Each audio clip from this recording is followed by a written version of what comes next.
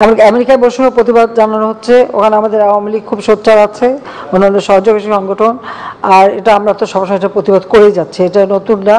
আর শুধু প্রবাসী বাঙালি না, আমেরিকায় তো প্রতিনিয়ত মানুষ খুন করা, একটা ঘরের ভিতরে যে একটা ছোট বাচ্চা ছেলে মা ধরে রাখছে, তাকে গুলি করে ফেলে দিল। তার অপরাধটা কি ছিল? তার হাতে একটা কাঁচি ছিল, তাই কাঁচির ভয়ে তাকে গুলি করে মারা হলো। সেটাও সে হয়তো খেলাধুলা বা অন্য কোনো কাজে ব্যবহার করছিল। একজন মাজুর ব্যক্তি যে পঙ্গু, সে কি প্রেসিডেন্টকে কি বলছে যে চলতেও পারে না, হাঁটতে পারে না, সে প্রেসিডেন্টকে নাকি থ্রেট করছে, ওই অবস্থায় তাকে গুলি করে হত্যা করলো।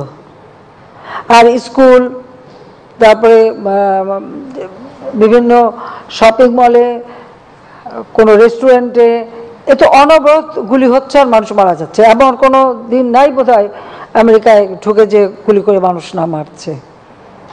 তো তাদের সেদিকে নজর দেওয়া উচিত যে তাদের দেশে এই যে প্রতিনিয়ত মানবাধিকার লঙ্ঘন হচ্ছে, আর গুলি করে একেবারে মানে যারা সাধারণ নিরীহ মানুষগুলিকে হত্যা করা হচ্ছে, এটা তো তাদের দেখা উচিত, নিজের ঘরের দিকে আগে সামলানো উচিত। তো প্রতিনিয়ত মানবাধিকার লঙ্ঘন করা। আর আমাদের বাংলাদেশে এর আগেও আমাদের বাংলাদেশে কয়েকজনকে হত্যা করা হয়েছে, আমরা তার প্রতিবাদ করছি এবং সেটা তারা বিচার করে আমাকে জানিয়ে হচ্ছে। তা সেটা আমাদের যেটুকু করা আমরা করে যাচ্ছি। একমাত্র ওয়ালটন এসি দিচ্ছে 1 বছরের রিপ্লেসমেন্ট গ্যারান্টি এবং কম্প্রেসারের 10 বছরের গ্যারান্টি।